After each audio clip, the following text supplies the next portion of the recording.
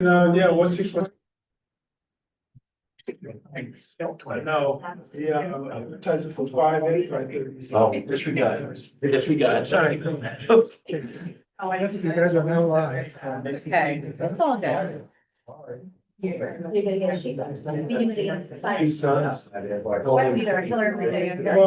good evening, everybody. Let's get started. I know that we probably had this advertised for 5 and 5:30, so we're splitting the difference a little bit here and getting going. My name is Guerin. I'm the town administrator and also been part of the Economic Development Advisory Committee. And if I can have that committee kind of stand up and introduce, we got Anthony Poole. Well, I'm Anthony Poole, I'm chair of the Economic Development Committee on that 51 Mammoth Road here in Hooksett. I'm Dave Scarpetti, I'm the vice chair, 27 Cindy Drive, Hooksett. Matt Barrett, I'm just the guy on the economic development. And I'm the council rep, Jim Sullivan. Thank you for coming, everyone. Michelle Guerin, I'm a resident and a business owner. Oh. Thank you very much. Also, in the audience, we have our town planner, Grant. Hi, Grant McGregor, town planner. All right, and also we have Gary, if you wouldn't mind. Gary Montoya. And our sewer commissioner, Sid Baines, and our sewer superintendent, Kim Kanato. Again, the reason why we put this together tonight was just to talk a little bit about tax increment financing. And we have a district in town that was originally formulated in the early 2000s. And actually, I'm not going to stray too far off the chart here, but it is it's a piece of legislation. It's 162K, if anybody cares to look it up, but that is the legislation that allows you to allow communities to adopt a tax increment finance district. And the tool is, in my view, is a forward-thinking tool, meaning that instead of this allowing economic development just to happen in your community, what mechanism can you put in place in order to help process that along? And I think the town has taken a proactive stance to initiate and nurture that growth of economic development in town. But the TIF district can be used for a handful of items, such as infrastructure growth. It's infrastructure upgrades, economic growth, attract investment, expand tax base, and create jobs. And I know a lot of comments have been made with regard to expanded tax base. And that will be explained as we move forward, because the tool the tool works by examining an area, targeting an area. In this particular case, exit 10 was the original TIF district in Hooksett. And what the powers that be at the time were looking at this, and you know what, more can be happening here for economic development that is happening, left in its current state. And so it said, you know what, we're going to create this district. We're going to utilize the tool of 162K, the tax increment finance district, in order to foster that growth there. And so that's where the tool works by, you do dedicate the captured funds within that district. And maybe again, Grant McGregor did a great job of putting together most of the information that I'm relying upon. I like this particular graph because it when you look at it and say, boy, there's a lot of colors in there and shapes. But in essence, what it does is that if the exit 10 area was generating $2 worth of assessed value, that $2 continues to flow within the general fund. You put in the TIF district, which is designed to be a funding mechanism to fund the infrastructure upgrades. In 2002, the project was expanding the roadway infrastructure in that area. to accommodate the growth that was anticipated to happen in that area. I'm sure that they probably went to DOT because that whole area is a state-owned area, I mean, that infrastructure is state-owned. And said to them, do you have any money in order to put towards the infrastructure improvement needed for our economic growth in Hooksett? I'm pretty sure they said, well, maybe, or maybe not. On the other hand, through the tax increment district, we said, how about if we provide the funding to increase the infrastructure in this area to foster the economic growth that we want? And then they said, yes. So the way the tool works is that once you define the district in 2000, it was the exit 10 area. And again, going back to my example, there were $2, the whole area is worth $2. That $2 continues to flow to the general fund. Through the improvements that been made and the improvement of the businesses to that area, now the value of that area went from $2 to $10. Well, that $8 increment can be used towards satisfying the bond that we use in order to expand the infrastructure. So we don't have to go back to the taxpayers and say, we need $8 worth of taxes in order to fund this improvement. We're taking that increment, and that gets back to my initial statement that I made with regard to targeting an area. Well, Hooksett look at this area and said, this area has potential. Did whatever was necessary back in the day in order to say, what potential do we have, but obviously they saw the potential there. And they were right, actually, with everything that took place there. But that's a key part of the tax increment financing. You just don't want to put this anywhere. You got to put this where that it's going to grow and the return on that investment will happen. Well, Question. Before you change that slide, 'cause you kind of skipped over that part. The full EAV, new EAV added to the frozen EAV at the end of the TIF. How often is that happening? And how much money is that delivered to the town of Hooksett? we say, The last bar, you see a big bar up there on the right hand side? Full We always said EAV, full new EAV, EAV added to frozen EAV at the end of the. so at the end of the Yeah, day, how you often have, does that happen in the town of Hooksett using a TIF fund? And how much Actually- money has actually been generated from it? I believe, so the original tax increment finance district that occurred back in 2000.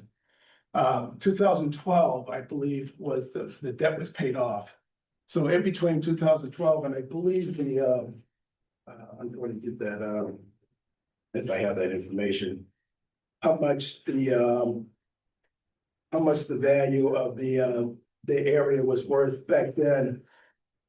I believe it was like, There should be a screen at the end that shows what the increase that we received over that period of what the assessed value was. here we go. So 2.9 million was the beginning assessed value in exit 10 as a result of the 2000 TIF.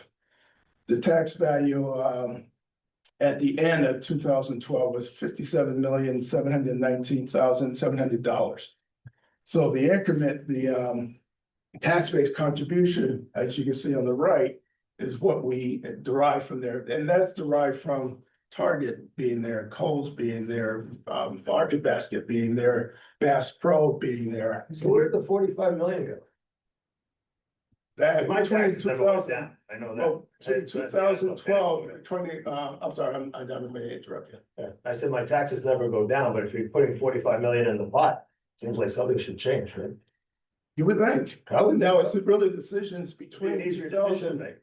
but between 2012 and say 2017, because 2017 is when they created a new tax increment finance. So they absolved that one, the money went back to Right, so the they fund. just So rerun it and off she goes again. I didn't have prepared what decisions were made between 2012 Yeah, and I know that in 2012, I think everybody will realize that we were coming out of a recession. So I don't know what decisions were made at that. I just know I was in another town at the time. And there was a lot of decisions made with regard to coming out of recessions as to things that maybe you gave up during recession that were then slowly brought back to the bear back in 2012, 13, 14, and 15. So, but I don't know that. I wasn't here at the time, so I can't tell you. Well, they use it somewhere. Well, I just wonder, I think what the town actually received is the number on the bottom, 1 million.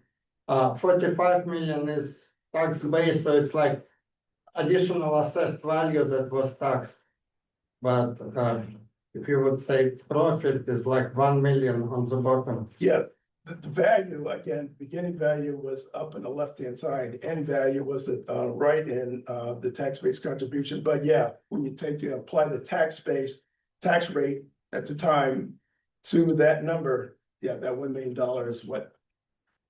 So we did not receive $45 million in increase, that was the excess Increase. value, so the 45, whatever that is, times the tax rate. That's For about 13 kept going up, so it wasn't $45 million, it was, so whatever, less than that. so per thousand, so whatever that per thousand is times whatever the tax rate was would go in. And of course, over the time frames, unfortunately, costs have gone up, tuition's gone. Yes, I'm just saying that, but the tuition's gone up through an approved contract that the voters approved. Then we have, of course, contracts have gone up, the values which have always been approved, the insurance costs have gone up. So there is a rationale of what spelling was, but without that $45 million there, then clearly your taxes would have gone even substantially up further, so.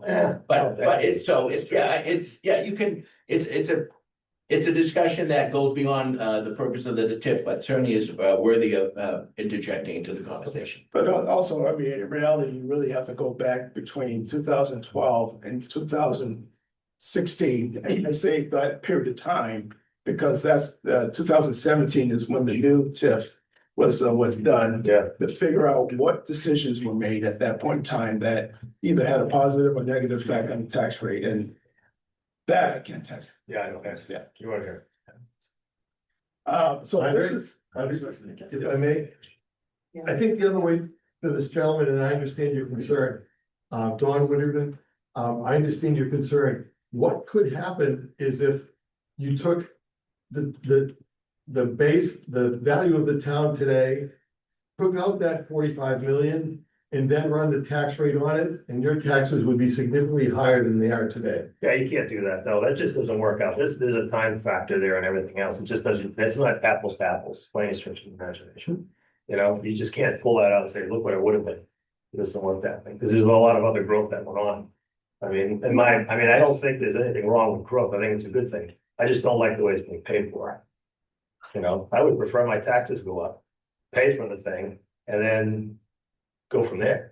You know, I would make the businesses that are tied into all that pay a lot more money. I would get the money from them, not necessarily from every single person sitting in this room. I would look at it from a completely different perspective. You know, there's openings on the EDAC, hopefully that. On what? The EDAC, Economic Development Advisory. Committee. Yes. Hi, Karen Carl, and I don't know if this is an appropriate time to ask the question. I apologize. I thought this started at 5:30. What's the return on investment? Or what is the net benefit for me as a taxpayer for the TIF district? So have you calculated, or anyone in town, that yes, I've lived here for 40 years. I personally see no benefit but convenience. So my taxes have gone up, traffic is horrific on both sides of town. So has anyone ever calculated really what the ROI is for each of us as taxpayers? So, you know, we have a TIF district, we're getting money, the businesses benefit in many ways, but what is a taxpayer? What is my tax, what's the benefit for me as a taxpayer? Because where I'm going with this is on the ballot, right? And it was for This is a bond, yeah, bond. it was denied last year, correct? Yes, it And is. my question is there, just a thought here, does it make sense to put something on the ballot for everyone that's voting, to ask them a simple question? Are you for development or not development in this town? So a perspective of constituents has a greater voice in what's going on in the town. Because you capture people and you're trying to get this money again. And unless you ask all the constituents if they're for development or not development, it just feels like we're putting ourselves, the town of Hooksett, in situations where if this gets declined again, you know, how many times does it go on the ballot? The difficulty in answering that question, the way you want to, is that this project goes back to 2017. In 2018, a bond was put before the voters, $2.5 million towards planning this project. My assumption in 2016, 17 is that thinking was done, meaning that we got to do something. We have all this business over the west side of town, but they're all in septic. I said, is that the future we want for that area? I mean, we put a substantial amount of infrastructure improvement towards that area in the realm of roadway improvements. Let's look at sewer. I mean, that is something that, again, was spoken about, you know, not only by the business community, but by the residents. And to pass the $2.5 million budget towards this means that obviously people agreed with that, meaning that we have to do something. We felt it was important to bring sewer in that sense. So the bond was passed. We got $2.5 million. We hired an engineer. We worked with the sewer commission and there were options there too, as to which direction we were gonna go with this project. Will we go to the city of Manchester and say, you know, can we purchase infrastructure and sewer from you? Or can we do it ourselves? Our chair of the sewer commission, you know, and the sewer commission put out the concept, said, why don't we do it ourselves? What would that cost? Will we have more control over our system than if we went with the city of Manchester? Will we have a little bit more control over the cost if we went to the city of Manchester? And the consensus between the TIF committee, the EDAC, and the sewer commission was, I think we're better off doing it ourselves. So that $2.5 million that the town appropriated went to planning the infrastructure, sewer and water infrastructure between exit 10 and exit 11. There is one pipe already underneath the Merrimack River near the, I always say the ice den. Tri-town. Ice den's on the other. That's one end. And so, but in order to get the sewer to the exit 10 area, it would need to come underneath the Merrimack River and another area near the Martins Ferry Road pump station. Mr. Guerin, may I make a suggestion? The all is a good question, but I think if we go further in some of the screens, it's probably a little bit more detailed. Okay. Could address some of the questions, but then. If not, we'll have another opportunity Yeah. to answer more questions. So let me see. So this is what the TIF district looks like now. Again, before it was just exit 10 is right here. This was the initial TIF district that was adopted back in the early 2000s. And this is the TIF district that was adopted in, I should say, this and this was adopted in 2017 and 2017 here. This was added in 2022 on the east side.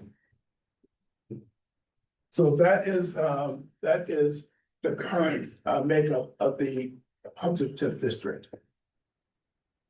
And again, it operates like the other one. You know, you freeze the baseline of assessed value that's currently there.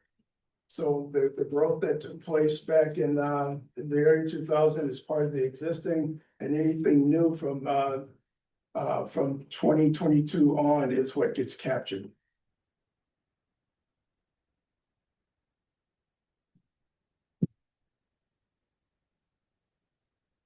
And we kind of went over this already, whereas it is a financial tool. Again, it uses the increment captured within the district towards the upgrades. And again, this district is focused on water and sewer. it can be expanded to other areas such as roadways or sidewalks or other improvements, but this one was specifically put together for water and sewer upgrades.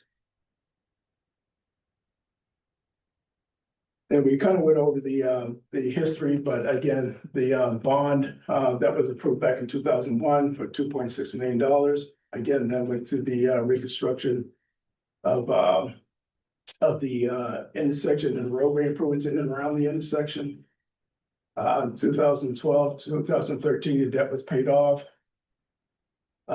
We did see the infrastructure growth within that area between 2001 and 2012. And one of those things that I do gotta emphasize is that the 2001 TIF district, the original one, I think in my view, and I've seen a few TIF districts, was probably one that was done in the best way possible. You picked a good area. You had a bird in hand, meaning that I believe Target and Coles were very interested in coming in at the time. You had a developer willing then to be partners with you and the town, meaning that I believe he supplied a bond. That if there's any less growth that was projected within the TIF district, put a bond in there to make up the difference. It ended up not needing it, but it ended up being a good choice. But it's one of those TIF districts that if you design a TIF district to work the best possible way, you guys did it, Hooksett did it the best possible way because it ended up working very well within the time frame originally thought. And here we are, again, between 2013 and with the new one. Again, that is the windfall that was, or I can't say windfall, but the growth in revenue derived from that original TIF district between 2013 and 2017 is something that decisions were made how that was going to be used because that all went back into the revenue general fund. And again, I'll just be reiterating everything, the investment that was made by the town, where it went to, and what were the benefits. And again, it will be a mixed review as to what people view as a benefit, but was the desired end? Did the desired end happen as a result of that? I think so. Again, we fast forward to that.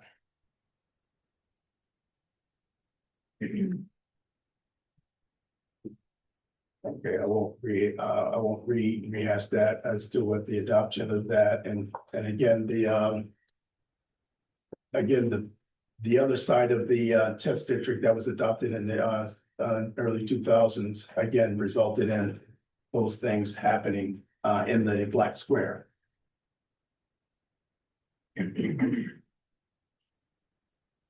So the adoption of the new TIF boundary, which was done in 2007, and again, that was preceded by, that was coupled with the bond that was passed for $2.5 million to move forward with it. And again, much of the questions, some of the questions that were asked earlier, why? At the time, again, the town of Hooksett felt that was important. That's why they moved forward with that. I know as a applicant for the town administration job back in 2019, obviously this intrigued. I said, what's going on with the TIF district? They said, well, yeah, that's something that we felt at the time of the interview was very important. I said, well, I'm very familiar with TIF districts, and I think it's a great tool. There's not many tools that New Hampshire has for economic development. They have the smaller type of ones like the ERZ zone and the 79E that gives you a break on your assessment based on the new value you bring to town. But this is the big tool that you have available for communities to use, and I think it's been used, in my opinion, humble opinion, been used very well. Despite the fact that it has failed. Last year, because we were asking for a bond for the water and sewer, it requires 60% of the vote, and it only received 56% of the vote last year. So what has taken place, again, the $2.5 million bond was approved in 2018-19. The bond, once we made the decision that we were going to do this project ourselves as opposed to go to the city of Manchester and purchase, we hired Underwood Engineering to help us plan the system from exit 10 all the way to exit 11. And again, once the plans that were developed, it took a while. I mean, it took a while to agree as to what the best route was, what the best way was, what easements were projected to be needing for this project, and ultimately, what we have now is a plan of action, and now we just need to implement that plan. And again, this is the process that we went through, and again, as item number 4 said, we nearly have all easements secured. There are still a few that we have to work out with the DOT, because part of this does cross 3A in order to get to the from the river to the market baskets and the Bass Pro and to the further west side of Route 3A. But I think we'll get those. And the properties east of the Merrimack River, again, they were added because we saw the potential development. As some of you know, that Marmon Aerospace located a building there a couple of years ago. It was a good, that was a good catch for Hooksett. Potential for another building to be put there, which has that been approved? Yeah, it's been conditionally approved by the planning board. Marmon Aerospace will come in with a 255 square foot addition to their facility, and it's sorry, I'm bad with numbers, but 210 employees are projected to be hired over the next 3 years after the building is constructed. So you have 182, I believe the original Marmon Aerospace building is about 83,000 square feet. Yep. And then you add another 255,000 square feet. And the other part of it that, you know, doesn't get spoken about a lot, because we look at buildings and the value that building brings to the town. But the jobs are, in my view, are equally important. If you have 210 jobs coming here, especially manufacturing jobs, that I believe when I looked at the labor statistic, about an average about, say, $1,800 a week for those jobs, you multiply that out. That's a nice amount of money that gets injected to our economy. I realize that everybody lives everywhere, that you don't capture 100%, but you do capture some, and that matters. You know, jobs matter. And so, again, we have the east side. Also, the part of the reason why we have the east side, because the pump station that is needed to bring the affluent from one side of the river to the other needs to be upgraded, and the force main that connects the pump station to the sewer plant needs to be upgraded. And that's part of the reason why that east side area was added. Any questions? The long-term maintenance associated with these new pump stations and everything, is that paid for out of the TIF? Is that paid for out of the taxes? Which, no, The TIF doesn't it's neither. I'll let That's actually paid for out of sewer user fees. Wastewater treatment plant, pump stations, and all the pipes are not paid for by taxes, it's paid for by just sewer user Just fees. user fees. So I want to speak one part on that right now. I was here in 2020, we did some reconfiguration of some things. One of the things was the force main. Right now, we have a 6-inch cast iron force main between the railroad and the river. Not a great place for this, obviously. If it fails, it's 65 years old, it's well beyond its useful life. We looked at this with Andre. When we did this, it's now going to be a 12-inch HDPE force main that comes from the pump station. By doing this, we allowed the design of the pump station to change. The original pump station design, the 6-inch force main, needed 165 horsepower pumps to be able to pump it through that little straw. The new design gives us 65 horsepower pumps, which saves electricity, maintenance, and everything else as well. So it's a lot of big cost savings. And not just, And it enlarges the volume of pipe as well.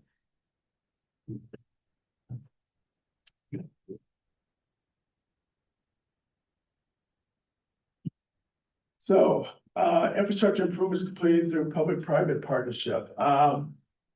Exit 11 was in phase 3 of our program. Phase 1 and 2 were the exit 10 area, where most of the businesses exist. Granite Woods came in with a proposal to build a 500,000 square foot facility at exit 11. Where the sign that you see off of the highway and that vacant parcel behind it, that is where they are interested in building that 500,000 square feet. And so given that this was in phase 3, we were concerned by really shifting our focus from exit 10 to exit 11. The concept of creating a public-private partnership with the developer in this area, came to be, and we worked to that. And all that means is that if Granite Woods wanted to basically move that project up and get it done now, they would pay for it. They would be the bonding mechanism for basically for the town. So under traditional means, as we kind of discussed a little bit further, before, when exit 10 came, we said we want to expand the roadway infrastructure. We passed a $2.6 million bond to do so, and the increment from the Tax Increment Finance District will pay that bond. In this particular area, when Granite Woods builds this 500,000 square foot building, and they pay their taxes, they become, and they're the ones that put in the infrastructure. It's in there right now as we speak. The infrastructure has been built. And in order to pay that note, now they become the bonding structure, and we use the increment to pay the bond for the financing for that sewer and water that was created within the exit 11 area. That's where the public-private and the tax increment finance in that area doesn't pay a dime until the building is built and the taxes are being paid. So until that time, we enjoy this nice infrastructure that's sitting there waiting for this entity to build its building. But once it does, it kicks in. When it doesn't, it stays as it is. With great infrastructure ready to go. It also included the sewer pump station at Tri-Town Arena, which was done. The water from South Pump Station Quarry in Pinnacle Pond and Haggard Hill Road. We did work with the Hooksett Village Water Precinct in order to upgrade the water facilities in that area as well. And again, this could not happen without obviously the part of the financing coming from the Hooksett Sewer Commission and the Hooksett Village Water Precinct. They are also partners with the infrastructure that happened within that area. And Mr. Guerin, you should include that infrastructure. I think we have a map of that, provided insurance, there you go. Provided accessibility to future sewer to Bayview Terrace and to Meadowcrest too. So Across the river here. then you can see it goes out Bayview, Guerin, Meadowcrest and up. So that's the loop. So it does also help provide future access to the sewer and the water if the septics on those two developments fail. That's what, about 30, at least 33 homes on that, at least in that area. So that will certainly benefit those citizens. So there's that map of what Mr. Guerin was just referring to. And I just want to go on, just in case a question does come up with regard to the factory does go through a residential district. The residents are not part of the TIF district. only the commercial industrial parcels are part of the district. That's what this whole thing is geared towards, commercial industrial improvement.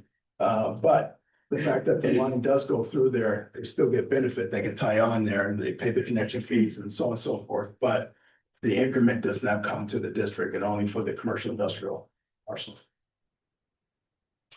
So, as you can see over here, I mean, right now, this is put in, and this goes in, this is where the, Granite Woods project would go there.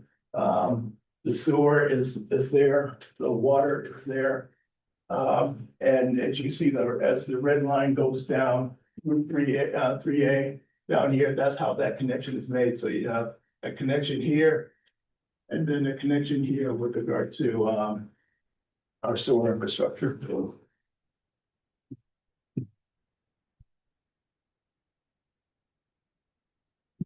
We have town meeting coming Tuesday, March 10th, 2026, and I do appreciate you attending this to find out more about the TIF district. As was mentioned, this had failed last year by 4%. And we're hoping to get that 4% so we can move this forward because I think it's a great project. But obviously, it's a project that was interested me when I first came here. But ultimately, it's really up to the town as to how it wants to move forward. Again, it is a good tool. It's a good tool because the increment is what's going to be utilized to pay for this. But I can almost picture Roger Duhame sitting right here saying all tax dollars are tax dollars. And he's absolutely right, 100% right. This is all tax dollars. It's just that you're using these new captured tax dollars towards the debt that is incurred through this infrastructure expansion. Once that debt is done, then that goes back like it did the first time to the revenue, to the general fund. What happens after that, that's determined by the community for the next 10, 20 years. Yes. So, Andre, not Bob Wiley, by the way, not to be a negative, but Negative is welcome. that's fine. If this does not pass, is there a plan B in action or thought about as to how you would proceed? I think if the town were to leave the tax increment, and I think it needs to leave it in there because we do have infrastructure in place that we committed with the public-private partnership. On the other hand, if no bond money goes to this, you kind of can sit and wait and let the increment get to a level where you can do a portion of the project. And then when that portion of the project is done, then you let it build up more, and then you do another portion of the project. If you look at the warrant article, I think there's 5 items that are identified. There you go. Thank you, Karen. 4 items. The upgrade of Martins Ferry Force Main, which we went over earlier in the slides. The upgrade to the pump station. The new double barrel force main that would actually go underneath the Merrimack River, and a new Kimball Drive pump station on the other side. That would be the pump station that would, once the infrastructure on the west side were to happen, they'll come down to that pump station, pump it underneath the river to the Martins Ferry, and then to the plant it goes. Correct? Mr. Guerin, if you want, this is that map down below of what he just referenced. Yeah. So each one of those projects, did my bearings here. We'll sewer main along the river to the dive. Here, this is the Martins Ferry. On the last one. Oh, it's also on the last slide. Oh, here we go. I won't take this one out. Down here, that's the thing. There we go.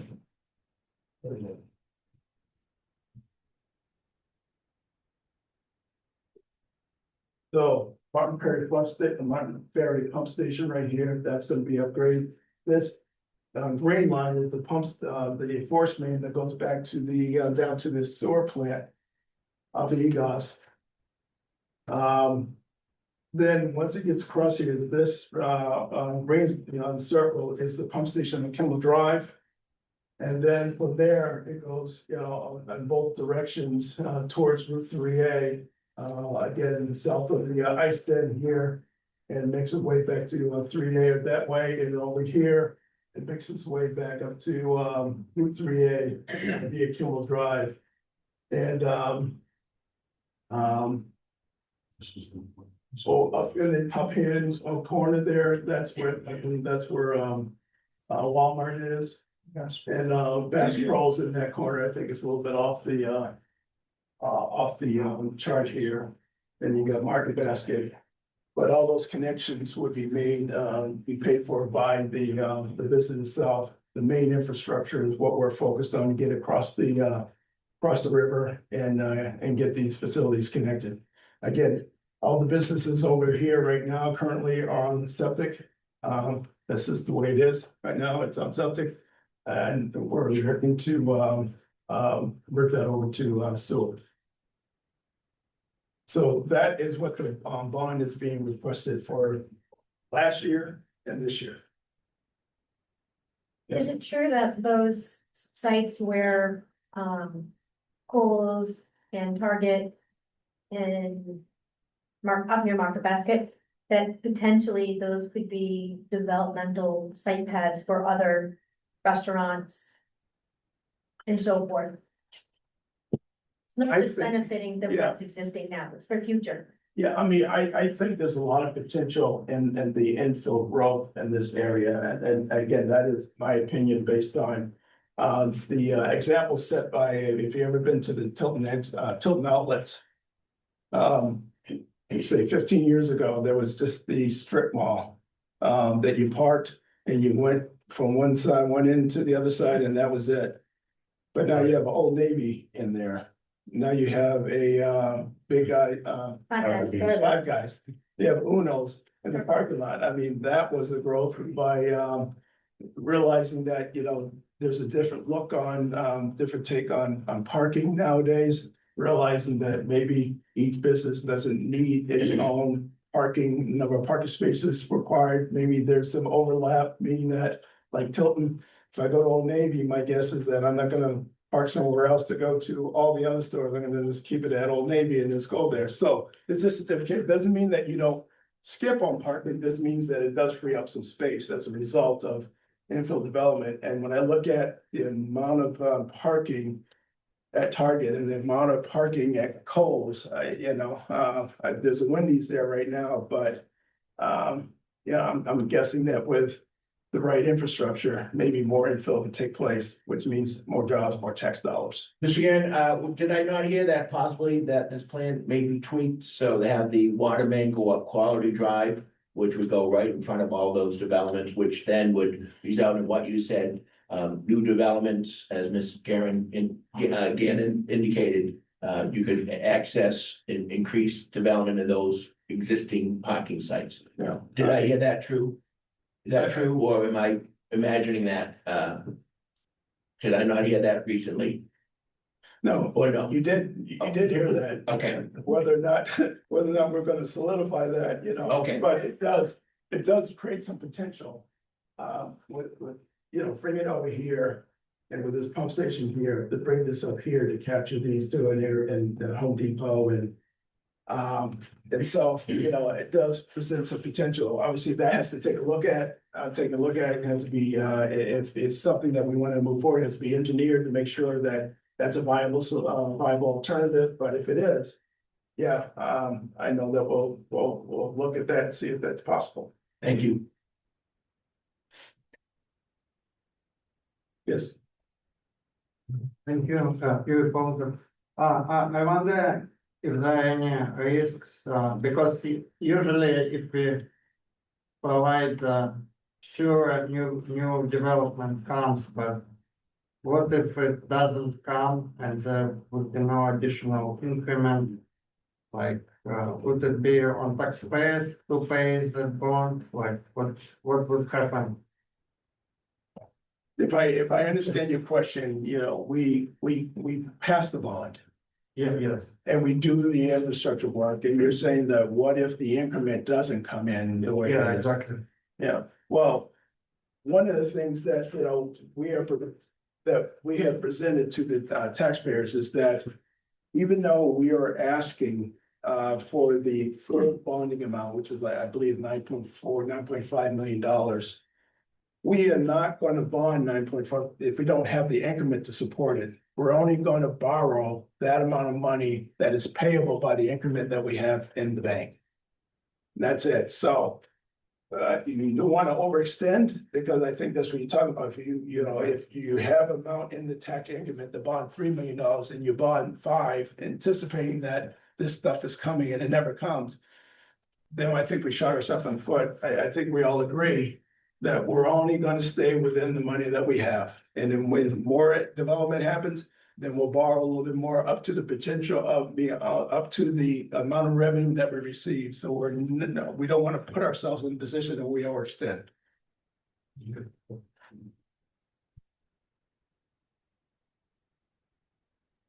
So all in favor, say aye. So, any other questions? Andre, so say something. Again, Anthony Poole, I'm the chairman of the Economic Development Committee. So myself and Vice Chairman Dave Scarpetti, we actually went out and talked to some of these businesses. We actually talked to the property manager that actually owns the Petco, Kohl's, and the Target. And they told us that if this line is here, they're in. So it's just a matter of getting it over there and giving them a call and saying, hey, it's here. And working out those logistics. So we also visited Market Basket and Walmart as well. Market Basket has, I think, like 4 or 5 different septic tanks for their restaurant portion of the Market's Kitchen. So they're not thrilled with that setup. So if we can get sewer, they would probably be in as well. I wouldn't talk to an official, just talk to general managers, but we did talk to someone official from that plaza of Kohl's and Target and Petco, and the line goes there, they're in, so. Did you talk to anybody from Bass? Yes. We did, yeah, we did talk to Because Bass. if I remember correctly, when Bass was just going in, they wanted to put a restaurant up there and they were not able to. And a bowling alley. And a bowling. Yeah. Oh, I didn't know. Because they need the sewer, and I know there was, I wasn't involved at the time, and I know there was some sort of situation where Walmart was gonna put in a sewer at some point, and then they said, we're not gonna put it in. But Bass Pro was under the impression that Walmart was gonna put it in, that's why they went there, and they never did, and there was a whole thing, and I don't really know, I wasn't in town at the time, but. Yeah, so if there is a sewer there, Bass Pro will have a restaurant, bowling alley, and go through with their plans, so. When you say in, do you mean that they're willing to stay in their development, or they're willing to contribute to costs for the sewer? Yeah, sorry, if the line is there, like Andre said, once the line gets there, then the businesses have to connect, they will connect. The line is there, they will connect from Quality Drive to their business. Thank you. Yeah.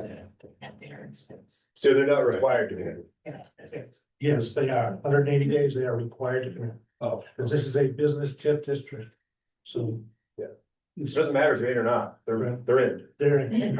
I didn't realize. So everybody's gonna say, okay, well, what about the residents? The sewer commission has made the decision because it goes past some homes.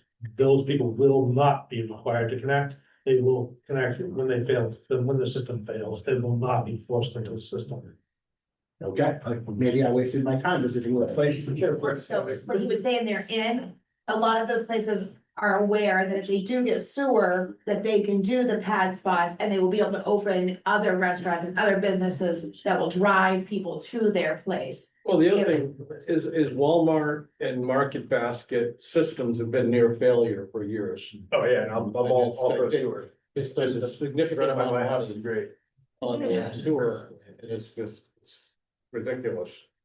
Oh, man, once every 2 weeks. Every 2 weeks. Bass Pro during the holidays pumps every week. They have to pump it out. 2 or 3 times. Yeah. 2 or 3 times. And they're not filling that whole building. There's that building is half empty. Yeah. Playing with gas. So just to clarify, are you saying that the sewer and water infrastructure is already in place at exit 10 or it's not? No, I mean, I believe there's water infrastructure there that comes out of Manchester, and I believe, I think, Walmart and all those are, I think, hooked up to the water. There's no sewer. There's nothing, there's no sewer infrastructure at exit 10. If that answers your question. It does. Now, my next question is, so just to clarify again, there is sewer infrastructure that's at exit 11. Correct. Yeah, if, Which is on It the goes under the river. previous map.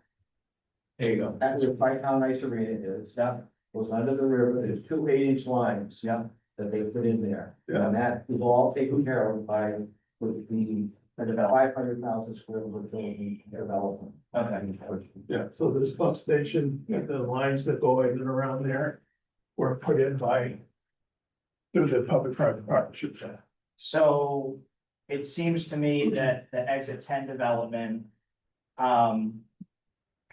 because the sewer, from what I understand, correct me if I'm wrong, it's already going through the river, like you're saying, Dave, over up to exit 11 because the developer paid for that, which is great. And then if this does pass, then it sounds to me like it's gonna go up from where it is over by what, Tri-Town, is that approximately where it is currently? That's where the sewer line is coming. Right. Yes, but this new line. Over to the panel, right, Is gonna be at exit 10. on Martin's Ferry. Yes. So there will not be a connection between 10 and 11 on 3A? Eventually, yes. No.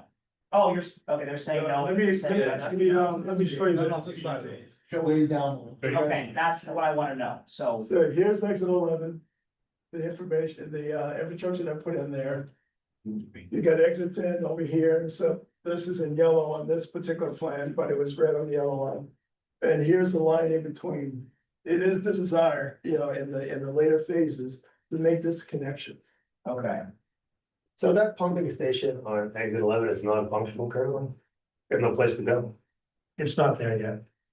There's no place to go, right? Exit 11, no, sorry, that is functioning. The ice arena's tied in. I have 3 homes tied in at this point in time.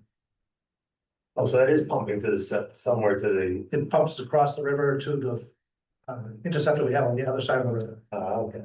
and comes directly to the treatment plant. So that right there, if they don't tie together, that's still an active loop. Well, hold on. So it's a high point in the hill. Here's the high point. This can only flow this way. Right. And this can only flow this way. So anything at this point has to go this way. Yeah. Even if I put a pump station here, you don't want to pump it this way because you're double handling it and it's twice as much money. Yes, That's why it's done this, so why the connection which connection? between the? These won't be connected. There's a space in between them. Oh, they'll never, the intent is not to be connected. They No, look. they won't be there. connected. There's actually about a 200-foot Right, spot. so one's always gonna go that way, One's one's always gonna gonna go go this way. I apologize, I misspoke. Yeah, that's all right. Although the water, I believe, wants a loop system. I think they want that connection, so they have a loop system. The sewer's not the same. Question about water. That's, Question about water. The Manchester Water Works well, that big case on, they suck the water from under the river down in Kimball. Yeah. With the filtration pump house. I don't recall, maybe Dawn, you remember, is Hooksett using any of that water? No, so I It all will goes to Manchester. blast out Salem. There's only a couple, yeah. There's only a couple of residents that are tapped into that, I think. I don't even know if that's true, but I mean, it's an incredible little outfit there. The machinery and stuff, and the water coming out of under the river is cleaner than the water in Massachusetts. So how come the option was never brought to us to tap into that and use that? We talked to them. I can't answer that on Hooksett's review, but I was the assistant town manager in Salem, and I say thank you. Yeah. Yeah. We took advantage of that. We need an alternative to the Massabesic, Lake Massabesic, and that gave us an alternative. Yeah. Is the water fully up to exit 11? Yes. It is fully up there. Yeah, the hydrants on Packet Hill. And cause I believe that up in Pinnacle, there's a new tower there. Which comes down and I believe supplies the water for this area. And because the reason I asked, I think it's important for people to remember that there is a gaping hole in the earth at exit 11 that could be developed. But didn't we lose a bottling plant because there wasn't water, or they couldn't pump enough water? That was missed value, missed captured commercial value, which is what you want to offset your residential taxes. That's the biggest way to do it. You want this, you want commercial. This is the best thing. You are great at this.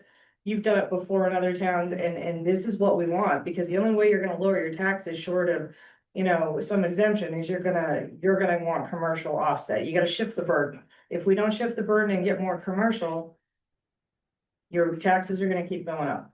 So. Man.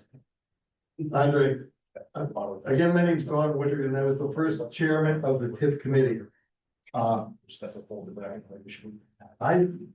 I was a counselor, had a nice trip with a commercial real estate guy that wanted to buy, if you look at the worst storage lockers down, next to, behind Kohl's over there, they wanted to buy that and put up a beautiful hotel. And then when he says, we're not coming till there's any sewer, there's no hotel there. The vision that I always had, that I've talked to people about, how many people on a weekend are visiting Hooksett to play hockey at those two hockey rinks? Hundreds. And they come with their families, they come and they play hockey all weekend long, and they go to Manchester and stay in a hotel. And they go to Manchester to eat, and they go to Concord to stay in a hotel, and they go to Concord to eat. Bass Pro would love to have a restaurant right there. And I'm sure if somebody else, if they come, there might be another hotel on the other end. I don't know what the development would be, but just to have that scenario, is that gonna kill your traffic? Well, maybe on the weekend, these people are gonna go eat someplace. But other than that, you're talking about land that we tax virtually at zero. You put a hotel there and that money goes in the increment to the TIF fund, it pays the bond off faster. And faster means the money goes straight to the general fund faster. And I think it's an opportunity that I was very, very, very sad that it didn't pass last year. Nothing passed last year. Nothing got 50% of the vote last year. This got 56%. Nothing passed last year. I would hope that the voters of Hooksett understand that this is an opportunity that they should not let pass by. Thank you. Mr. Guerin, if for some reason, it doesn't pass, that money that collected through the increment, such as what you said, the increases from, Maron and, Holly Davidson and things like that, that goes into ultimately a lockbox and it stays in that TIF district. So the only, is that correct to say, or should we say that in a different way? No, that question was asked. Oh. It said, what happens with the Okay, increment? I'm sorry. You know, I said, what if the bond doesn't pass?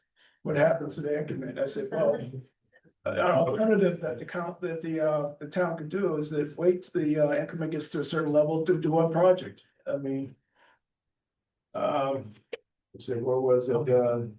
Oh, I'm sorry to ask it again, but certainly worth revisiting. If the increment gets up to a point where we can afford a $2.2 million force main, we put it through there, or if the increment gets up to upgrade the pump station, then we do that. So in the lack of a bond, that we can take care of all those things. Or at least as much as we can based on the increment that we have, then that's what we move forward with, but so. Sorry, thank you. Yeah. Let me clarify something on that for me, because I'm clearly missing this point.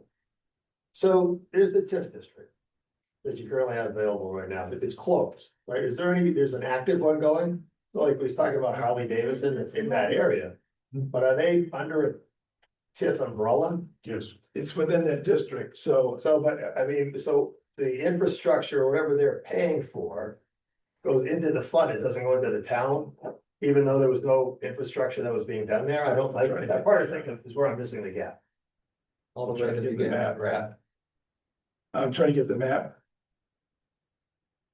Well, yeah, let me add this back up a little bit. It's probably the second, third string.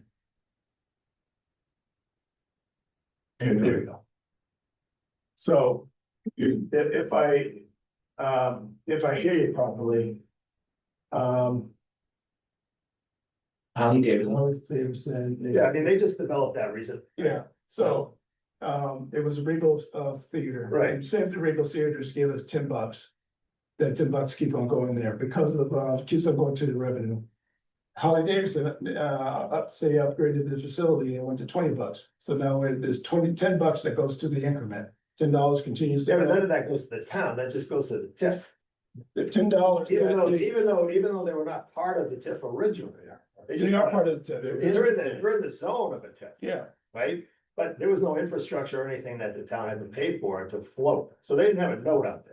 No, but once the town creates the TIF district, it's what it Then it's freezes just a the tax bank at rate. that point. It just freezes the tax rate. Right. So all the tax rate that's existing at 2017 continues to go to the town. Any new tax increases or improvements in the district, any of that excess tax rate becomes the TIF. Until it's. I mean, you should Until protect it's paid it off. on this Right, I way. understand that it's paid off. But, the town dissolves the TIF. Yeah, see, this is where I'm still not listening. So if you look at your scale, your graph, right? So your graph says, I get the base, it's a base rate. Yeah. And then you put money into it, you borrow money, and that pays off the note. And then when you close that, the rest of the money that's left over, or as in perpetuity, right, the full EAV, Yeah. that all goes to the town, Yes. okay? So the Regal Cinema and everything had to be out of TIF by now. It's still, There's in nothing- It had to be, let me rephrase that, it Yeah. had to be out of a bond by now. It was still in the development area, but there was no bond anymore, right? That had been paid off. So when the TIF Right. district, Mike Summers, I'm the chair of the TIF advisory, so I'm not totally speaking out of turn, but so the way the TIF works is the town voters created the TIF district in 2017. Yeah. When they created that district, not counting the update we did in 2020 when we went to the east side of the river, but once we create that district, all the properties, lots and maps, et cetera, that are in the town that were created in the district are in the district, Or in the TIF. are in the TIF. And it has nothing to do Regardless with. of whether there's a bond that you have to pay for or not. So when you create the TIF district, though, there is no bond. You are just creating the district. Correct. And then what happens is each subsequent year after that, that increment difference in the tax rate gets set aside in an escrow account. And that money can be used to pay the bonding, the financing, et cetera, to do the infrastructure. But ultimately, once you create the TIF district, that piece of property stays in the TIF district until we essentially as a town vote to make a change to that particular lot. And more to your point. So the base money is always going to the town, whatever it was. Yes. Yeah. Correct. Yeah. You're never gonna see the rest. Well, because it's always gonna go back into the TIF. Let's do more Well, no, stuff. so we had a TIF district back early, right? Grow. Right, so once you pay off the bonding and all of the infrastructure is done, then the TIF district, the town can vote to dissolve the TIF district, and then all of that tax goes to the town. And that's what Andre's graph showed. Yeah, Right. and basically it can just repeat what it did before. 2000. All right, 2001. so let's go back to that same scenario. So motorcycles, the Harley Davidson place. Was Regal Cinema was part of the original TIF when it had a bond, and they were paying them bond, that money they had. When it's That is, that's the only area that I just want to correct you, is that the bond is not connected to the Regal Cinema. They were just part of the TIF district at the time. Right. And then even if they, when they paid off the bond, they dissolved the TIF district, so this paying went away. In All right, so- 2007, So did they dissolve the TIF district that got dissolved, did that include Regal Cinema? it included this whole area. Okay, which included. They called this whole area, So- originally this was on the exit 10 TIF district. It was So all this was red, so in 2012, they dissolved it, and this went to white, meaning that there was nobody, I'm sorry, go ahead. No, I was gonna say, so in a way, you're sort of right, because when the last TIF district ended, right? So then Regal was no longer in the TIF district. Right. So then those increases in the tax rate over the years between 2012 and 2017 just went back to the town. Once you recreated the TIF district in Then it went back into 2017, the TIF. it just froze it at what that 2017 rate was, and then any increments over that. So the advantage to Harley Davidson is they went from a tax rate to Andre's example, Regal Cinemas might have been paying $10 in taxes, but with the improvements that Harley Davidson made, now the tax rate's at 20. So 10 still stays with the town because that was in the original But the other 10 goes to the 2017 rate. And that incremental amount is what now can be set aside to pay for the bond. I also want to be clear, there is no bond right now, correct? There is no bond. That's what we're asking the town to vote for. Allow us to bond with the monies that we already have in escrow that will make the payments on that bond. So we can get the infrastructure built, so we can start to see more Harley Davidson type development. And then we'll get more increment, which will pay it off faster and faster, and then we get all the issues. So when Andre's talking about if it doesn't pass, then he has to wait for the money to pool up so they can do another section. Exactly. That's where that money's coming That's from. exactly right. But that could take us 50 years versus 5 to Depending on how many 7. people are paying into it. I just want to make sure I'm clear too, because you just mentioned about there is no bond. In 2017, no, 18-19, there was a $2.5 million bond that Yeah, passed yeah, to yeah. the plan for the engineering. That's fair. All right, I just want to make sure that's clear that. On your Okay, question, yes. Why were the taxes frozen in 2022? I think I saw that on one of your slides. Is that correct?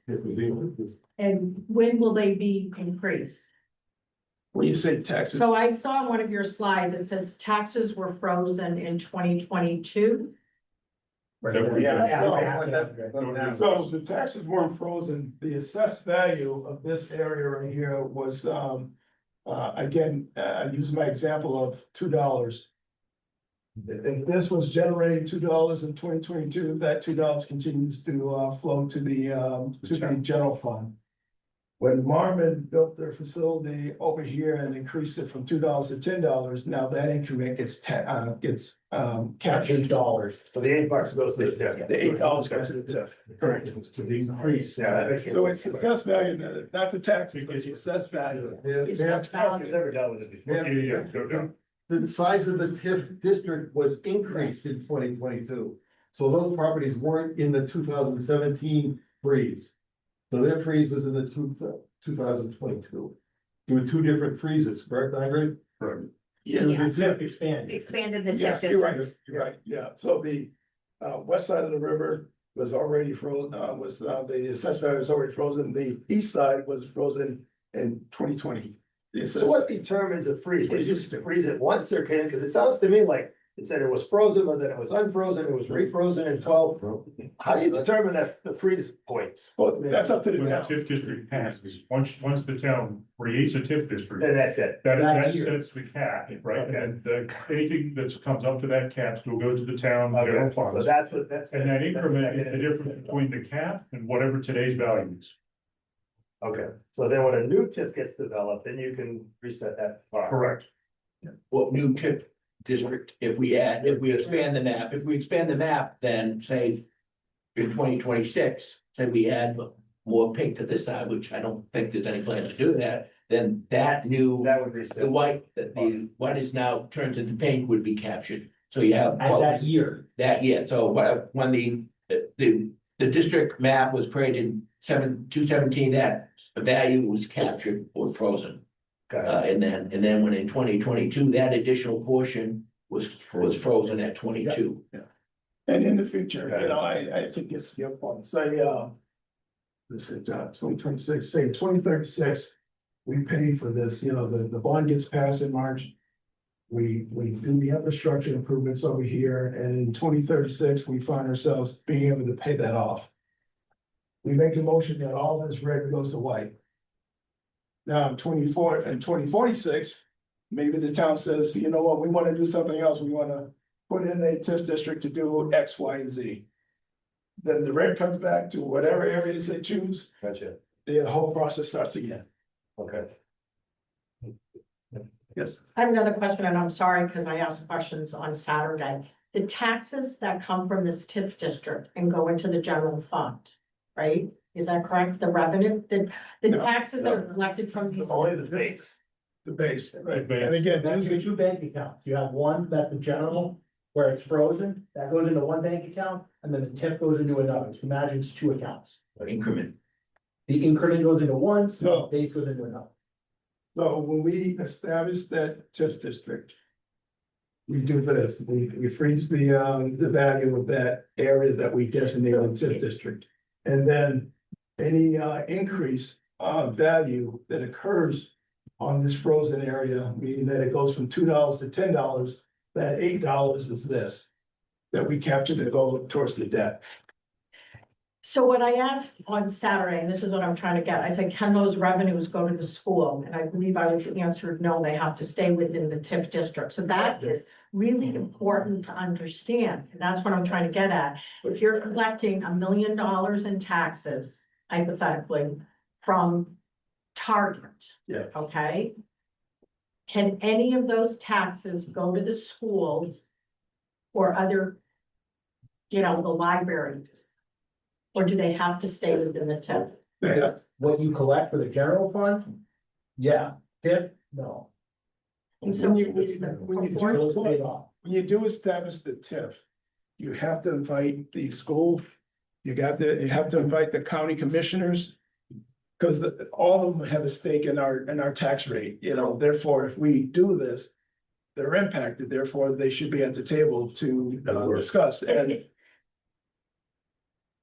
So I'm really just trying to get to understand, because is it an 80-20? What portion, because we're bringing in all this business, right? hopefully. And what is the really, for me, okay?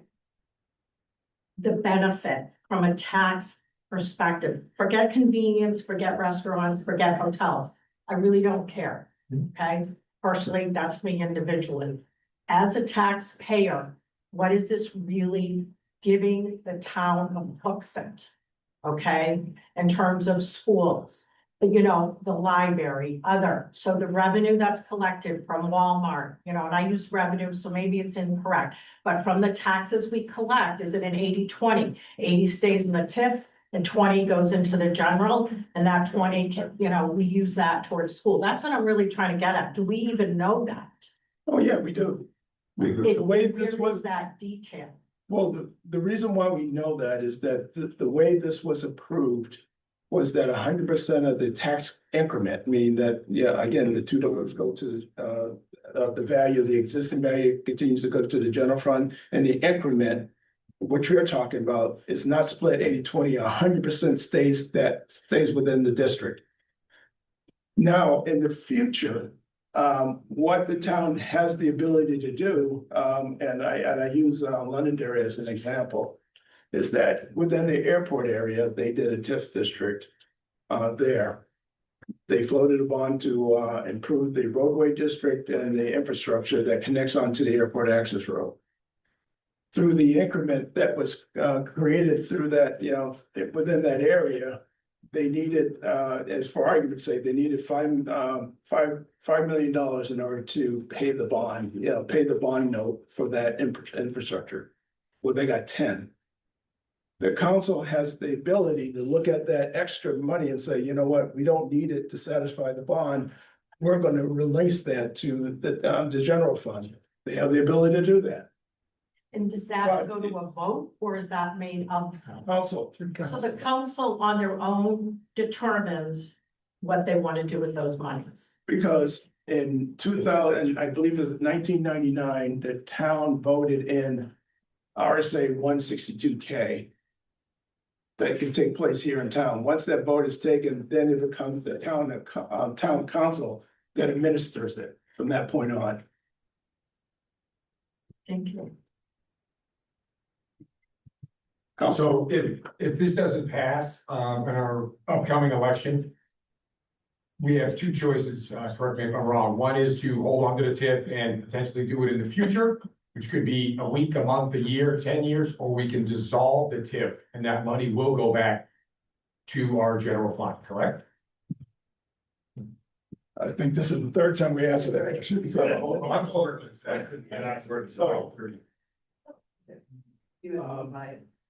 Pretty much a yes or no. So, well, it isn't so much the yes or no, because you can dissolve it. The council can take a vote to dissolve the TIF district. What I would caution them is that this infrastructure is in. And we have an agreement with the developer with regard to that infrastructure, which is contingent upon increment.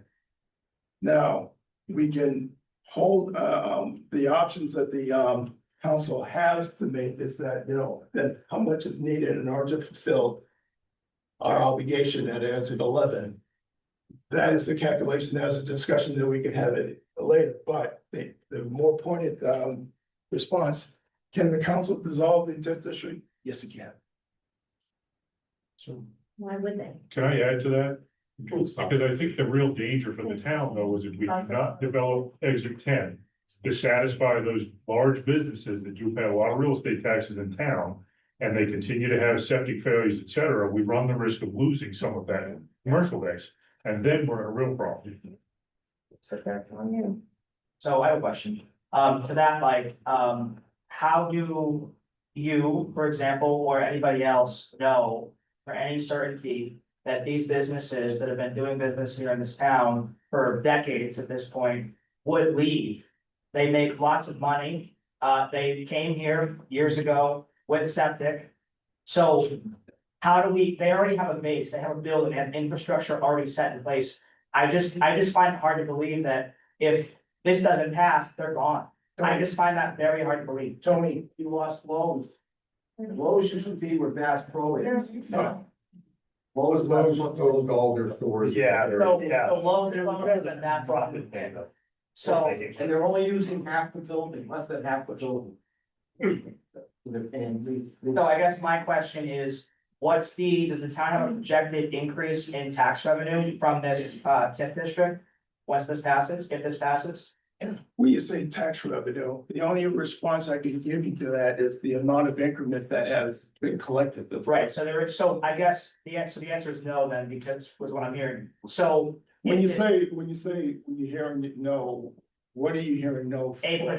So you don't have a projected increase based off of this TIF passing. So if this passes, we're all saying and believing that more development will come, a restaurant will come to Bass Pro. There might be more pad sites that will be developed inside these parking lots at Kohl's, et cetera. I don't disagree with that. I understand that completely.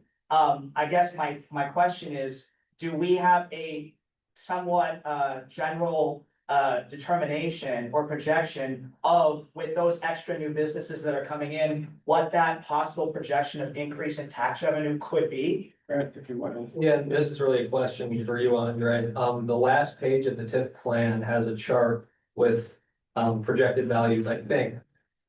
Which explain what Tony's asking about. Because that's really important to know, because that's the whole purpose of why we're doing this, is to increase the tax base. So I think that's really important for the taxpayers to know, what is that number? Is it really worth doing? And that number is needed for people to justify yes or no. Before I answer that, I know I don't want you to lose any blood in your arm, so. Switch start. So, when the EDAC committee, two gentlemen who were sitting to my left came to our meeting this last Wednesday, and they discussed a very similar scenario, which was someone like Market Basket, Walmart, Bass Pro Shops, Kohl's, we got Home Depot, Target. These companies are not affected by a septic issue. We're talking 20, 40, 60, 80K, that does not affect them. So that was their thought process, we may lose them. Then on the other hand, Andre, sitting to my left that evening, referenced, people are knocking down the door to come here. We have a viable location. We are right off 93. We have spaces all around our town. So is it, they're gonna leave or they're knocking down the door? And I asked that same exact question Wednesday night, and I don't think I got an answer. You did get an answer, sir. You did get an answer. Answer me again, or answer the crowd. I would love to answer the crowd. The answer to that question is that businesses that Andre's talking about are more of the Old Dominion and the trucking companies and things like that, not the retail businesses that more consumers are going to. Those are the businesses that want to come to Exit 10 because it's convenience right off the highway, off of major interstate. Which costs the town nothing, except for their tax revenue, which we will collect. My point, thank you. Could I answer on Tony's question? So as far as projections with regard to revenue and the potential on square footage, what was projected when this TIF district was created and then amended in 2022 was $3.6 million square feet of additional square footage being added. And $383,156,491 in projected value created. Okay, thank you, Andre. And what's the length of time for that to occur? The length, well, it really depends on the, Still a projection. yeah, still a projection. Well, the question was asked, what is the projection? And that was the answer. Okay. Yes. So it sounds like the most important question is what the taxpayer return on investment is for bonding utility improvements. Is it fair to say we don't have a calculation yet because we don't know if that figure you referenced would be higher or lower? But ultimately, you wouldn't see a return on investment anytime in the near or even very far distant future if you were to remove your borrowing power, meaning if the TIF stayed open, but the taxpayers just piecemeal paid for the improvements, you would basically never see the return on investment versus borrowing would give you a return on investment. We just don't know the number yet. I mean, that's a fair thing because this is all predicated on the fact that if the infrastructure is in and the value of the projected square footage comes in and the value comes in as we projected, then yes, it will be within that time period. Whether that time period is 10 years based on the bond, 15 years or 20 years based on, depending on the term of the bond that we float for the infrastructure improvements. So, Andre, I was not aware of the fact that the TIF could be resolved. That's another whole issue. But going back to if it doesn't pass, you had up there 4 scenarios of what could be done. And I was wondering if those 4 things are in the priority, meaning that is that the priority that they'll be done in, or will it be selected? That list is the priority list. Is that the priority? It has to go in that order. It has to go in that order. The problem is, you can't put the pump station across the river and not put the pipe under the river first. You can't put the pipe under the river and the pump station and then not upgrade the pump station on this side of the river because that will fail.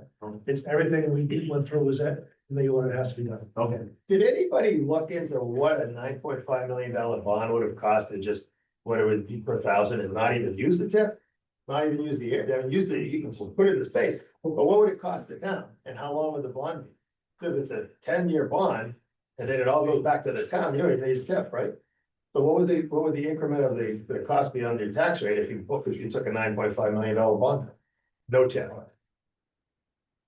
I don't know that answer offhand. Yeah, I mean, you should have my done guess that, is where you guys, before you jumped in a little TIF ball game, figured out what's the best value for the people in town, not the things in town, Yeah, but the yeah. people in town, and the tax rate in town, and your homes and everything else.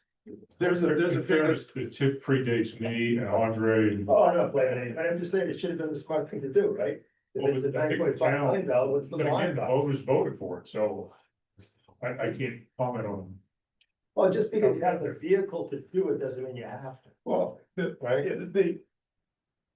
I guess the assumption I have to make is that was part of the discussion on that 2.5 Yeah, million. that's not, you're yeah, but again, you're just looking at it because it's a TIF zone, that you have to use TIF, but you don't, right? You do. You have to use, you just can't take a bond and just. Oh, no, I should say, yeah, I mean, Of course, this was a mechanism, this was a it's mechanism. just to a achieve the vehicle, that's goal. all it is, right? But so just because that TIF zone exists, doesn't mean you have to use a TIF mechanism to pay for the infrastructure.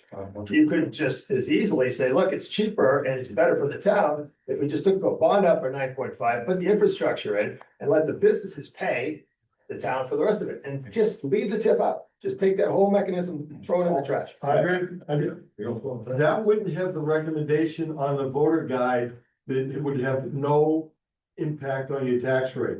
Oh, no, it probably would. Probably would have a dip back. The voter guide today says there's no impact on the tax rate. If you took a $9.2 million bond, there would be a huge impact on the tax rate, period. Can I just make one point? Because I think the piece you're missing is if you just bonded the thing, right, every resident in town would pay for this. Right. The way the TIF works, it's paid by commercial taxes. Well, I get that too, and I know that everybody in town would pay for it. When the taxes come in, when it comes in, it doesn't go into the TIF, it goes back to the town. We all benefit from it as well. No, you said that wasn't true, right? Right. Also, sorry, are you done? Sure. You're good on. Oh, really, Emma? So, this money, the TIF money, keeps getting talked about. It was not tax raised money. It's exactly where it came from. Tax dollars from the people of Hooksett just a while back. And that is the slogan to maybe ease the cost and the money that we're looking at, is that you're not gonna pay for this because it was already paid for through tax dollars. So if you lived there for 10, 15, 20, 30 years, you paid this money into the TIF. It was not free. Please do not forget that. We paid for this, the tax. Businesses paid it.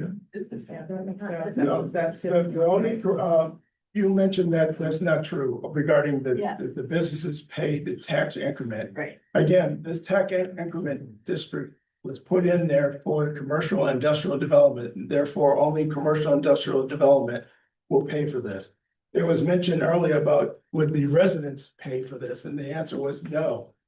I mean, if the residents were in the TIF district, would they contribute to it? And the answer is no. It's only for the increment from the commercial industrial development that occurs within the TIF district. I actually have a question for Mr. Smith. I understand. Sure. I understand that you're all for dissolving this, doesn't I'm have. not all for dissolving it, but that is an option, and we want to be aware of that option. Where's the council as a whole stand on that? I'm not speaking for the council, I'm speaking for myself. I can tell you that another person couldn't make it because they were working as well. But let's go back to the TIF money may have been paid through commercial. That money would have went to the people in our tax base revenue. So again, this is still tax dollars that we either didn't get, we paid for, or now sitting in this fund. We need to be real about where it came from, what it is, and what can be done with it. Again, I think we've gone over that several times. I said, I think I even said that if I can picture Roger Duham sitting right here, but saying that this is all tax dollars. There's no question about that. Okay, thank you. That decision, again, that was made back in 2020, 2018, 2019, the bond and go down this route was made. And The assumption I have to believe that EDAC at that time, TIF committee at that time, sewer, water. They were all talking about, this is what we want to do. I'd say, great, all right, here we are. Moving this forward, we hired an engineer, we developed the plan towards where these lines are gonna go. And here we are with at the beginning of actually making this plan to take action. And so I know there's trepidation with regard to that. I understand that, but on the other hand, the plan is, so far the plan is working. So, just for clarity purposes again. Oh, I'm sorry, this young lady, she had her hand up first, I'm sorry. No, I was just gonna make a point that some of the businesses probably wouldn't even come into the TIF area because their tax rate would their assessment would keep climbing. If I understand it correctly, at a certain year, everything is kind of frozen at a certain assessment. So anything that they build above that, They get taxed on, it's where the revenue goes. Yeah. They get full tax. They're full tax. Yes, it's where the revenue goes. Okay. The frozen goes to the town and the increment goes to pay off the bond. okay, But the landowner pays the same tax bill. okay.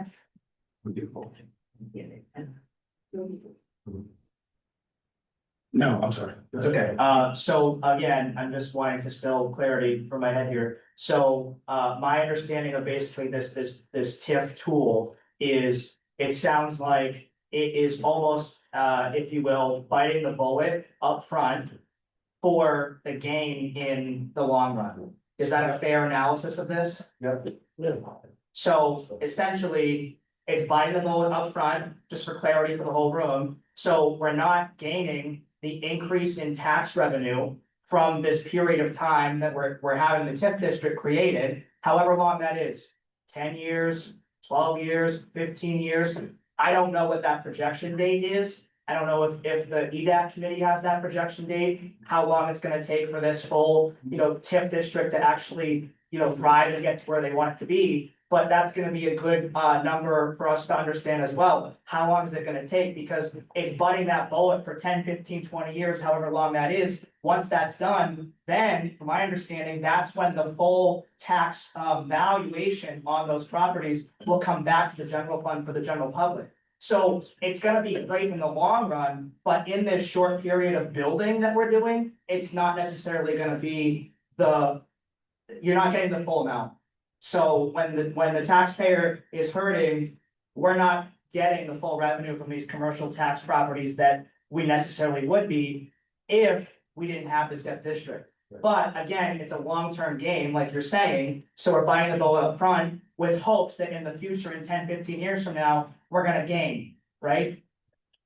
Tony, you heard my analogy about the hotel the guy wanted to build. Understood, yep, That was 15 years ago. right, There's no hotel there now. right, If you put the sewer in there, there's a pretty good chance there's gonna be a hotel there. absolutely, yes. And it may take a while till that pays off. And that's the question, is how long is that gonna take? Who knows? Right, I mean, but not a Londonderry bill. I mean, you have the fortunate situation here of having a town administrator who's done this. Yep, Sure. sure. Van Londonderry. Right, so if he's done it before, and no disrespect at all, how long did it take in Salem and Londonderry? Like the example I gave you was that in Londonderry, they did a TIF district. They bonded the infrastructure. They ended up paying for that infrastructure before the term was done. So I believe they did I think they did a 15-year bond. I think year 8 or 9. They paid it off. Okay, so that's the answer to the question, so that's what happened in Londonderry, so we can expect That's maybe what happened in 8 to London. 10 years of possibility in Hooksett for us to get a full evaluation on our commercial taxes. Possibly. Well, it could take longer. They could, Sure, sure, yeah. but Sometimes you just get yes. So I would also look at this way, I mean, what do we know about future residential building within the Hooksett community, right? I keep hearing about a whole bunch of apartments coming in right across from the library here, which means impact to our infrastructure, our school systems, everything like that. So I'm looking at this as a hedge to help pay for this future influx of costs that's going to come into our economy. So it helps to set us up to hopefully stabilize or lower our tax base. Because if we have this influx of residential property coming in, apartments or condos, that has a huge impact on our tax base. And I'm not sure if it always offsets each other. I would agree, it doesn't offset. Yeah. So the TIF district's been in since 2001 or 1999, thereabouts. The correct? first one, Yep, yes. because I went through and I went on your website. I've been on the west side my taxes have never gone down, and that was my initial question. What is the ROI for a taxpayer? Because police, all these other services come into play. So, I manage budgets of 100 million. What is the ROI? You're asking a taxpayer to contribute to this. And I'm not saying you, the town, okay, or elected officials. A lot of us are very educated. What are we getting for this? Because my taxes have not decreased. Great question, but the TIF district's been in since 2001 or 1999. My taxes have not gone down. And all I've seen in Hooksett is, and I've lived on both sides of town, increased traffic. It's just a cluster. So I'm just trying to understand, what is the ROI as a taxpayer? And I thought you asked a similar type of question earlier, and what I can't answer to is that when the 2012 one ended, the 2001 to 2012 first Tax Increment Fund District came and was dissolved.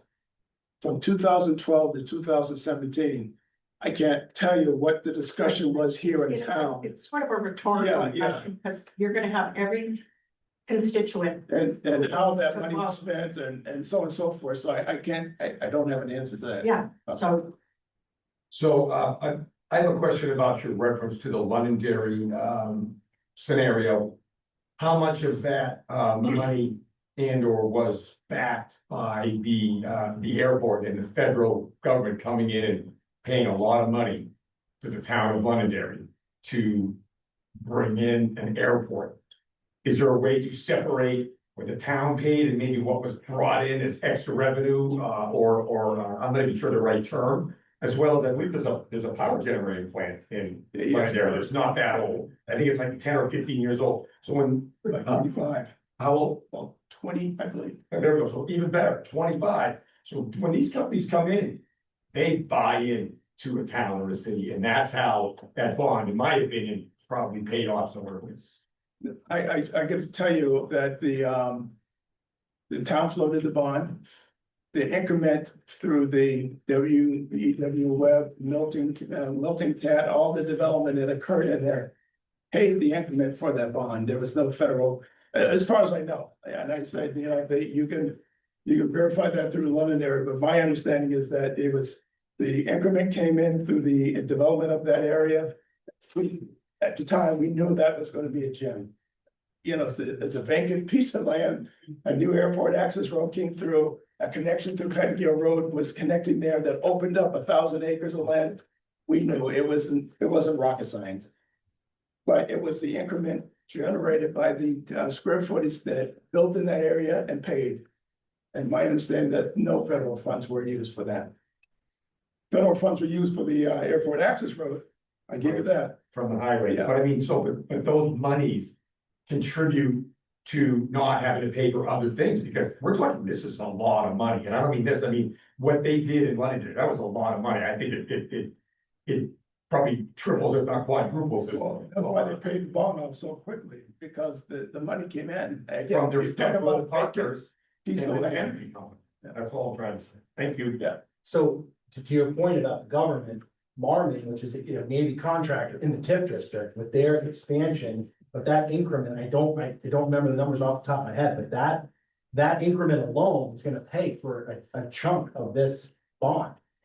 And they're a Navy contractor. What's that? And that's in writing. Currently, the evaluation of Marron, which is on 18 Legend Drive, is valued at $5,600,000. The existing building? The existing building, that's 83,000 square foot. And I don't know, this is just for that particular one.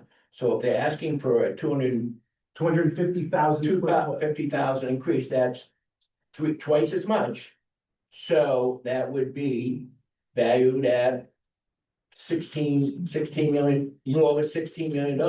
So 16 million times based on the tax rate, whatever that is. Goes into the TIF. So that's six, so just based on that, if that's, Off the bond. if it's valued at 5.6 now and it's tripled, so that value is gonna be now 16 million. So what's the increase from 16 million from 500? I don't know, if you do, I did 20 on the tax rate, I forget it, 20 times $5,000, that's 100. I'm not sure what that is, so there is the pop, that's the increase that you would get just from our end. And then you also, I think there is a bond somewhere else, if the question on what the cost would be if we just bonded out. I don't want to add that into this thing, that's another monkey wrench. But I know there's a bond coming on a discussion later in that information. So we would have that information on what the cost would be if we just bonded it outright, which would be X. So you can use that just as based on the current $5.6 million valuation of that facility on Legends. So I'd also like to just reference one thing. Legends is right on this side of the river. So the whole TIF is bringing them over there. We have them no matter what. We don't have to spend 12.5. They're here because we have space for them. That space became available. It's a great location and they're here. So it had nothing to do with our TIF. May it help a little bit of payment? Potentially, but they have, I just want to bring that to light. It's not because we're bringing in sewage on the other side of town, that they moved here on this side of town. No, it had nothing to do with that, I agree. It had nothing- David, they came here because of, for Hooksett. They came here for Hooksett, but I had other facilities around the country that they could have chosen to go to, but they came to Hooksett. And that's good on us, correct, I agree with that. Right. And so if Marvin already had the sewer and water infrastructure that they might need for their business, I mean, there's other businesses that would locate in Hooksett because the improvements are in place on the opposite side of the river. There's several vacant properties, some are 50 acres. One has an approval on it for a 500,000 square foot warehouse.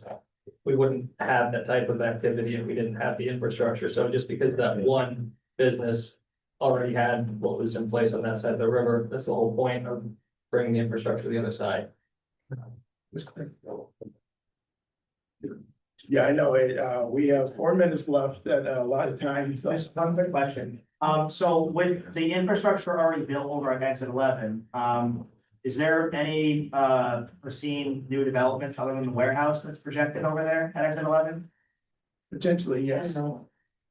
So potentially, I mean, do we know, like, multiple development businesses? I mean, I'm just curious.